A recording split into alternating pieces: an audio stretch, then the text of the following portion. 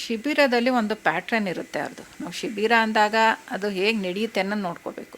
ಒಂದು ಟೈಮಿಗೆ ಬರುತ್ತೆ, ಒಂದು ಸೀಸನಲ್ಲಿ ಆ ಕೆಲಸಕ್ಕೆ ಇಟ್ಕೊಳ್ಳೇಬೇಕು ಅವರು. ಶಿಬಿರ ಇರೋದೇನೆ ಟ್ರೈನ್ಡ್ ಎಲಿಫೆಂಟ್ನ. ಈಗ ಕುಮ್ಕಿ ಅಂತ ಕೇಳಿರ್ಬೋದು.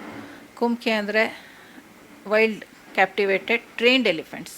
ಬರೀ ವೈಲ್ಡ್ ಕ್ಯಾಪ್ಟಿವೇಟೆಡ್ ಅಲ್ಲ, ಯಾವುದು ಬಿಹೇವಿಯರಲ್ ಬೆಟರ್ ಇದೆ, ಬಿಲ್ಟಲ್ಲಿ ಚೆನ್ನಾಗಿದೆ, ಫೀಚರ್ಸ್ ಚೆನ್ನಾಗಿದೆ, ಯಾವುದು ಬೇಗ ಒಂದು ಪ್ಯಾಟ್ರನ್ನ ಕಲಿತು ಅದನ್ನು ಮುಂದುವರ್ಸುತ್ತೆ ಅಂಥದನ್ನು ಕುಮ್ಕಿ ಎಲಿಫೆಂಟ್ ಅಂತ ಸೆಲೆಕ್ಟ್ ಮಾಡಿ ಟ್ರೈನ್ ಮಾಡಿ ಆಪರೇಷನ್ಸ್ಗಾಗಲಿ, ಮ್ಯಾನ್ ಎನಿಮಲ್ ಕಾನ್ಫ್ಲಿಕ್ಟ್ ಆಗಲಿ, ಟೈಗರ್ ಆಪರೇಷನ್ಸ್ಗಾಗಲಿ, ರೋಗ್ ಎಲಿಫೆಂಟ್ ಆಪರೇಷನ್ಸ್ಗಾಗಲಿ, ಇಂಜರ್ಡ್ ಎನಿಮಲ್ನ ಟ್ರೀಟ್ ಮಾಡೋದಕ್ಕಾಗಲಿ ಸಾಕಷ್ಟು ಒಂದು ಟಾಸ್ಕ್ಗೆ, ನಮ್ಮ ದಸರಾನೇ ಆಗಿರ್ಬೋದು, ಬೇರೆ ಸ್ಟೇಟಲ್ಲಿ ನೆಸೆಸಿಟಿ ಇರೋರಿಗೆ we are like providing them, sale ಆಗಲಿ, ಒಟ್ಟು ಎಕ್ಸ್ಚೇಂಜ್ ಆಗಲಿ, ಇವೆಲ್ಲ ಪ್ರೋಗ್ರಾಮ್ಸ್ ಇರುತ್ತೆ. ಅಂಥದಕ್ಕೆ ಕುಮ್ಕಿ ಎಲಿಫೆಂಟ್ನ ಯೂಸ್ ಮಾಡ್ತಾರೆ. ನೋಡೋಕ್ಕೆ ಹೋದರೆ ಕಂಚನೂ ಕುಮ್ಕಿ ಎಲಿಫೆಂಟೇ ಇನ್ನೇವೇ ಟ್ರೈನ್ಡಾಗಿ ದಸರಾಗೆ ಬಂದೋಗಿದೆ. ಅದು ಎವ್ರಿ ಇಯರ್ ಬಂದು ಹೋಗ್ತಾ ಇದೆ. ಬಟ್ ಏನಕ್ಕೆ ಹಂಗೆ ಮಾಡ್ತಾಯಿದೆ ಅನ್ನೋದು ಅವ್ರ ಮೌತ್ರಿಗೆ ಗೊತ್ತಿರುತ್ತೆ. ಸೊ ಇಲ್ಲಿ ಮೌತೊಂದು ರೋಲ್ ತುಂಬ ಇಂಪಾರ್ಟೆಂಟ್ ಆಗುತ್ತೆ ಕ್ಯಾಂಪಲ್ಲಿ. ಯಾಕೆಂದರೆ 24 hours ಅವನೇ ಅದ್ರ ಜೊತೆ ಇರ್ತಾನೆ. ಅವನಿಗದ್ರ ನೇಚರ್ ಗೊತ್ತಿರುತ್ತೆ.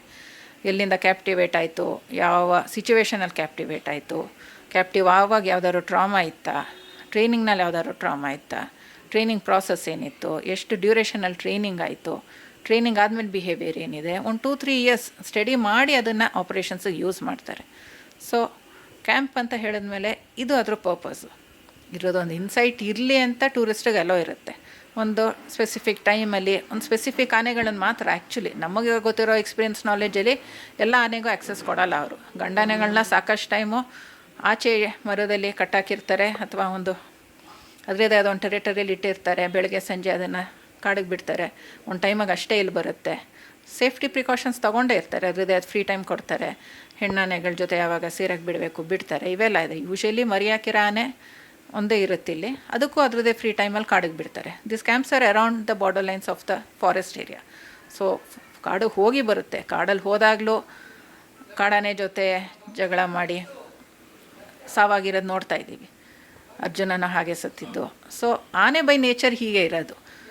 ಈ ಇನ್ಸಿಡೆಂಟ್ ಹಿಂಗಾಗಿರೋದು ಬಿಕಾಸ್ ಆ ಟೈಮಲ್ಲಿ ಒಬ್ಬರು ಆ ಸಿಚುವೇಷನಲ್ಲಿ ಅಲ್ಲಿ ಇದ್ದಿದ್ದು ಅನ್ಫಾರ್ಚುನೇಟ್.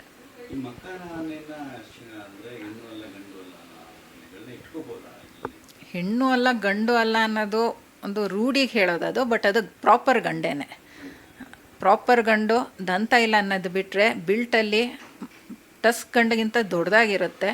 ಯಾಕೆಂದರೆ ಅದು ಟಸ್ಕ್ ಇಲ್ಲದೆ ಇರೋದ್ರಿಂದ ಡಿಫೆಂಡ್ಗಾಗಲಿ ವಾಟ್ ಎವರ್ ಅಪಿಯರೆನ್ಸ್ಗಾಗಲಿ ವೆಲ್ ಬಿಲ್ಟಾಗಿ ಅದ್ರ ಮೈಂಡ್ಸೆಟ್ ಇರುತ್ತೆ.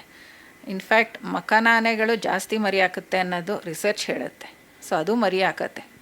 ಆ್ಯಂಡ್ ಹೆಣ್ಣಾನೆಗೆ ದಂತ ಇರಲಿ ದಂತ ಇಲ್ಲೇ ಇರಲಿ ಅದ್ರದ್ದೇನು ಪ್ರಾಬ್ಲಮ್ ಆಗಲ್ಲ.